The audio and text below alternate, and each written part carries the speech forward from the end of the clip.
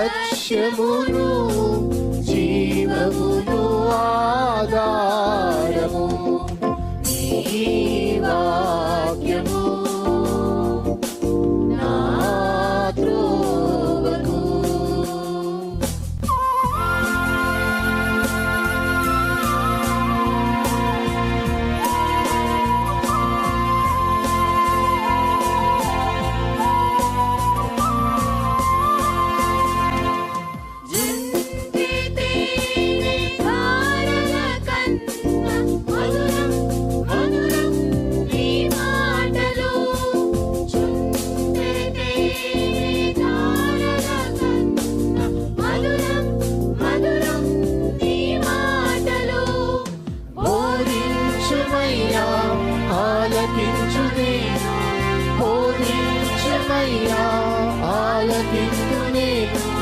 అనుసరింతునయ్యా ఆత్మశక్తితో, అనుసరింతునయ్యా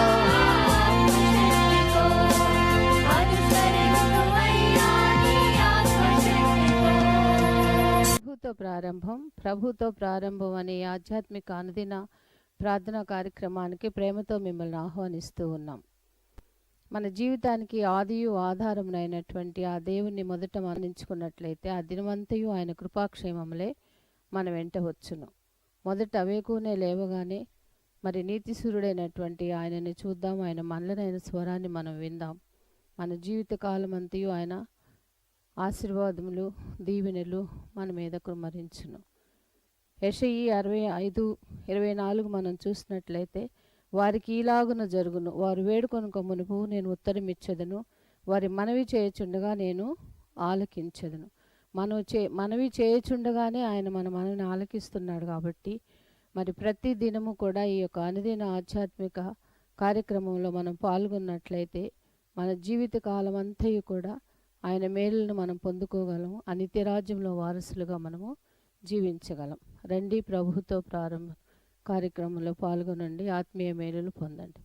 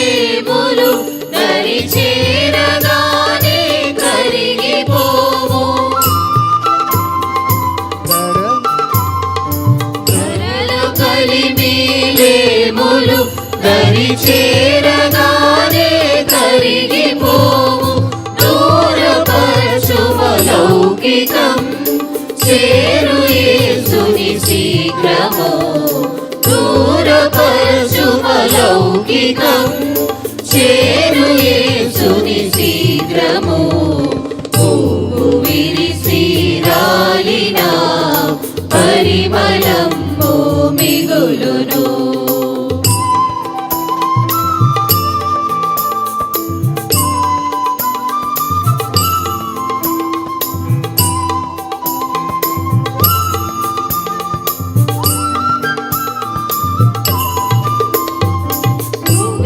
బ్రతుకుట కన్నను భగవంత సన్నిధి పెన్నిధి,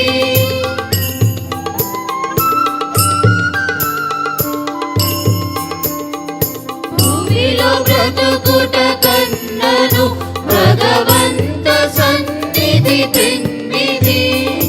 భారమనగా సిలువనే కోరి మోయుమ క్రైస్తవా, భారమనగా సిలువనే కోరి మోయుమ క్రైస్తవా. పువ్వు విరిసి రాలిన పరి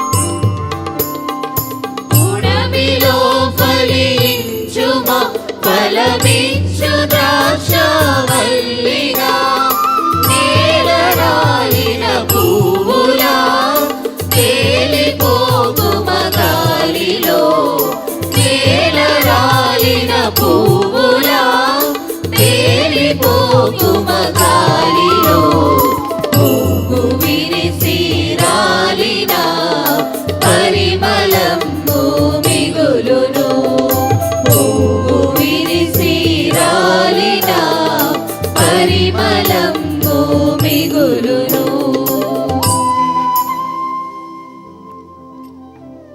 సుదీప్ మాధురి గారు దర్శన భాగం చెల్లిస్తున్నారు. దేవుడు వారు దీవించాటం గాక. క్రీస్తునందు ప్రియమైన దేవుని సంగమా, మరొక నూతన దినమును నూతన వారమును దేవుడు మనకు అనుగ్రహించాడు.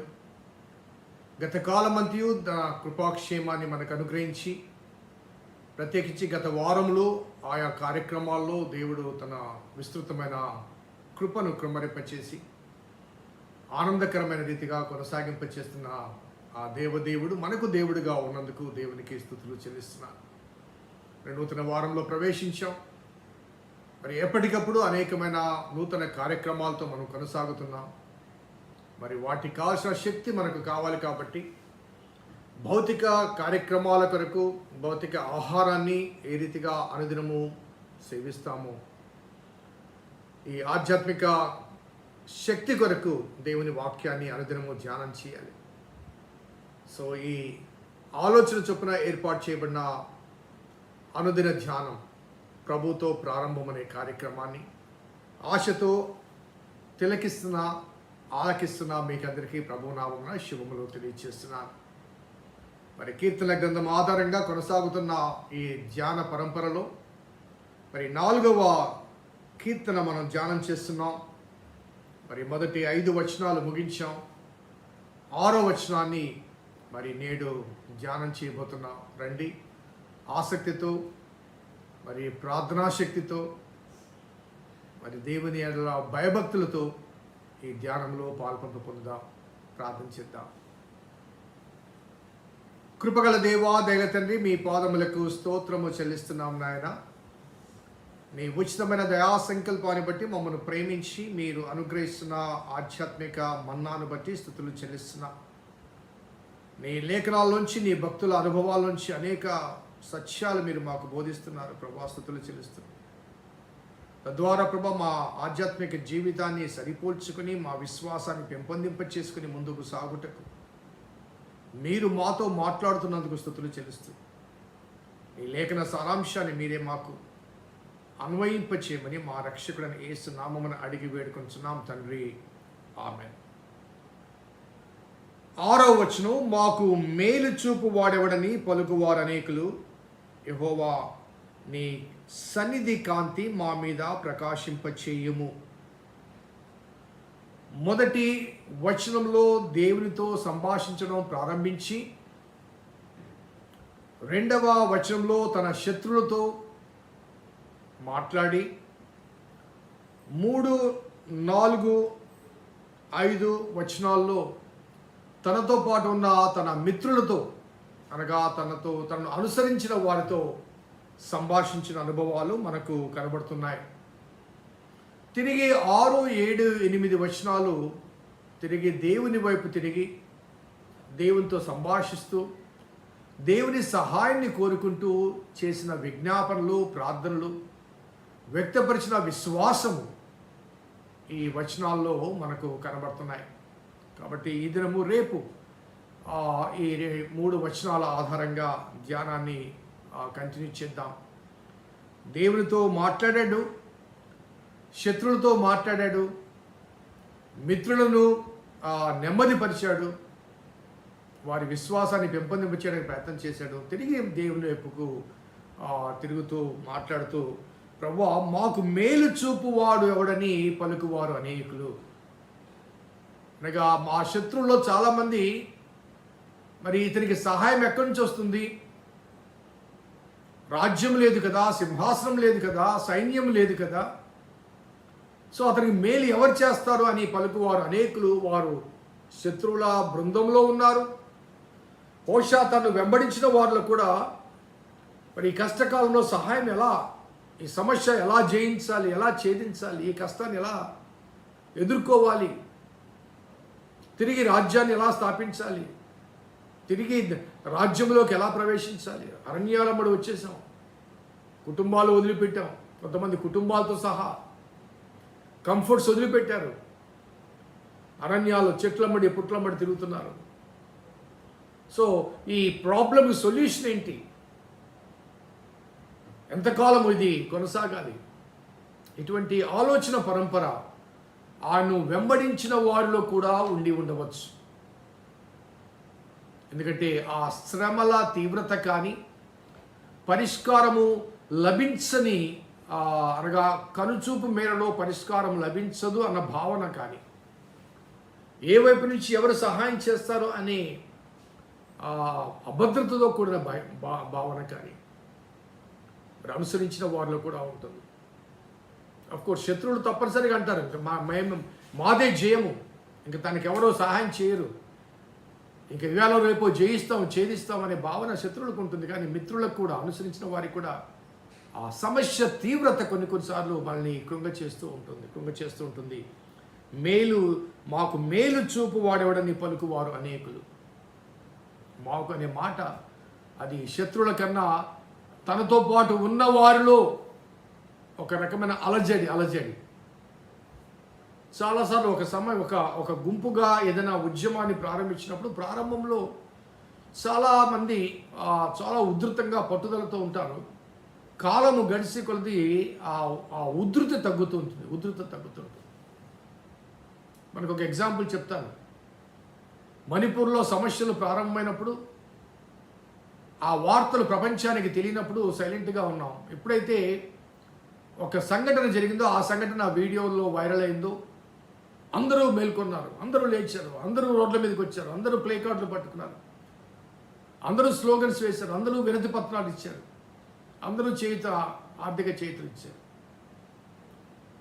కానీ అధికారులు మాత్రము, అనగా సంబంధిత సమస్యను పరిష్కరించగలిగిన అధికారులు మాత్రము వారు నిమ్మకున్నారు. ఎందుకంటే వాళ్ళకి తెలుసు వీరి కేకలు మాత్రమే ఉంటాయి తప్ప కార్యాలు ఉండవని. వారి నమ్మకమే నిజమైంది. ఎందుకంటే కొంతకాలానికి అందరూ సైలెంట్ అయిపోయారు. అక్కడ బర్నింగ్ మాత్రం ఆగలేదు. అక్కడ అల్లర్లు ఆగలేదు, హత్యలు ఆగలేదు, సమస్యలు ఆగలేదు. సమస్య పరిష్కరించబడలేదు కానీ అందరూ సైలెంట్ అయిపోయారు. సో ఆ సమస్య పరిష్కారంలో ఆలస్యమైనప్పుడు కొంతమంది అలసత్వాన్ని ప్రదర్శించి మనం ఏం చేయలేమండి, ఏం చేస్తాం చెప్పండి అనే ఒక నైరాశ్యపు అనుభవాల మధ్య మనము సైలెంట్ అయిపోతాం. సో ఇక్కడ మాకు మేలు చూపు వాడెవడని పలుకువారు అనేకులు. బహుశా దావీదు దగ్గర ఉన్న వారిలో మరి ఎక్కువ పర్సంటేజ్ సరెండర్ అయిపోదాం, దావీదు కాబట్టి దావీదు కొడుకే కదా అబ్షాలోము అనే ఆలోచన కూడా బహుశా వారి మధ్య ఉందేమో మనకు తెలియదు. మాకు మేలు చూపు వాడెవడని పలుకువారు అనేకులు. ఈ మాట నేను ధ్యానం చేసినప్పుడు నాకు 121వ కీర్తన జ్ఞాపకం వచ్చింది. మనకందరికీ బాగా తెలిసిన కీర్తనే, కంటతొచ్చిన కీర్తనే. చాలాసార్లు మనము ధ్యానం చేసిన, అనగా వ్యక్తిగత ధ్యానంలో ధ్యానం చేసిన కీర్తని. ఆ కీర్తన ప్రారంభ స్టేట్మెంట్కి సెకండ్ స్టేట్మెంట్కి చాలా డిఫరెన్స్ కనబడుతుంది. ద ఫస్ట్ స్టేట్మెంట్ ఏమని కనబడుతుందంటే, కొండల తట్టు నా కన్నులు ఎత్తుచున్నాను, నాకు సహాయం ఎక్కడి నుండి వచ్చును. ఇక 4వ కీర్తనలు ఏముందండి, మాకు మేలు చూపు వాడెవడని పలుకువారు అనేకులు. 120వ కీర్తన, కొండల తట్టు నా కన్నులు ఎత్తుచున్నాను, నాకు సహాయం ఎక్కడి నుంచి వచ్చును. అది మొదటి వచనం. ఎక్కడి నుంచి ఇమ్మీడియట్గా రెండవ వచనం ఏంటంటే, యెహోవా వలనని నాకు సహాయం కలుగును, ఆయన భూమి ఆకాశమును సృజించిన వాడు. సో ఆ కంఫర్టింగ్ ఫెయిత్ ఎక్స్ప్రెషన్, కొండల తట్టు అనగా ఆ పర్వతం మీద ఉన్నటువంటి యెరూషలేము దేవాలయం, అక్కడ దేవుడు నివసించే స్థలం. So I'm praying towards the mountain of God. సహాయం ఎక్కడి నుంచి వస్తాయి ప్రభువా, నీవు తప్ప. సో ఎక్కడి నుంచి అంటే ఇమ్మీడియట్గా యెహోవా వలనే, god alone, there is no other. నీవు తప్ప నాకు వేరే సహాయము వేరే స్థితిలోంచి, వేరే పరిస్థితుల నుంచి రాలేదు. కాబట్టి నీ ద్వారానే సహాయము. కాబట్టి ఎవరు వస్తారో, ఎవరు సహాయం చేస్తారో అని ఎదురు చూచిన అనుభవాల మధ్య God alone has to come. God alone will come. God alone will rescue us from this problem. ఈ సమస్య నుంచి ఆయన మాత్రమే విడిపిస్తాడు. నేటి మన కుటుంబ జీవితంలో, మన వ్యక్తిగత జీవితంలో కొన్ని సమస్యలు, కొన్ని కష్టాలు, కొన్ని బాధలు, కొన్ని బలహీనతలు, తీవ్ర కాలపు అనారోగ్యతలు, వీటి మధ్య దీనికి పరిష్కారం ఏంటి, స్వస్థత ఏంటి, జవాబేంటి, ఎక్కడి నుంచి వస్తుంది, ఈ సమస్య ఎవరు పరిష్కరిస్తారు, ఎక్కడి నుంచి వస్తుంది, ఈ సమస్యను సాల్వ్ చేసుకోగలము అంటూ చాలాసార్లు మనము కృంగిపోయిన అనుభవాల మధ్య ఉంటాం. Because to our naked ice, to our mind, our thought, answer is not visible. జవాబు మనకు కనిపించదు. అదృశ్య రూపిగా ఉన్న దేవుడు అకస్మాత్తుగా ఆయన చేసే సహాయము దృశ్య రూపంలో మనకు కనిపించినప్పుడు ఒక రకమైన ఆందోళన, అయోమయం కలిగే అవకాశాలు కూడా ఉన్నాయి. సో పలుకువారు అనేకులు కాబట్టి దీనికి జవాబు కావాలంటే నీ ఆశీర్వాదం కావాలి, నీ దీవెన కావాలి. ఆ దీవెన ఏంటి అంటే, యెహోవా నీ సన్నిధి కాంతి మా మీద ప్రకాశింపచేయు. నీ సన్నిధి కాంతి అనగా నేను ఈ గాఢాంధకార అనుభవాల మధ్య, ఈ సమస్యని ఆ చీకటిలో మగ్గిపోతున్నాను. Your presence, the shining of your presence, the brightness of your presence should drive away the darkness which is within me and around me. నాలో, నా చుట్టూ ఉన్న ఈ చీకటిని పారదోడడానికి ప్రభువా నీ సన్నిధి ప్రకాశము, నీ సన్నిధి ప్రకాశత, నీ సన్నిధి కాంతి మా మీద ప్రకాశింపచేయండి. దట్ ఈస్ ఆరోనిక్ బెనడిక్షన్ అని అంటారు. ఎందుకంటే దేవుడు స్వయంగా ఇశ్రాయేలు ప్రజలకు దేవుడు ఇలా దీవించాలి అని నేర్పించిన దీవెన. మనం చాలా దీవెనలు అనగా ఆశీర్వాదాలు ఇస్తుంటాం, బెనడిక్షన్లు ఇస్తుంటాం. కానీ దేవుడు స్వయంగా మోషే ద్వారా అహరోనుకు చెప్పి, అహరోను ఒక యాజకునిగా ఈ దీవెన నువ్వు చెప్పాలి, ఇలాగ నీ ప్రజలను దీవించాలి అంటూ దేవుడు స్వయంగా చెప్పిన దీవెన. ఒకసారి సంఖ్యాకాండం 6వ అధ్యాయం చూద్దాం. సంఖ్యాకాండం 6వ అధ్యాయం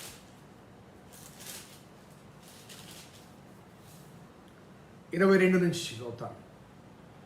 యెహోవా మోషేకు ఇలాగు సెలవిచ్చెను, నీవు అహరోనుతోనూ అతని కుమారులతోనూ ఇలాగనుము, మీరు ఇశ్రాయేలును ఇలాగూ దీవించవలను.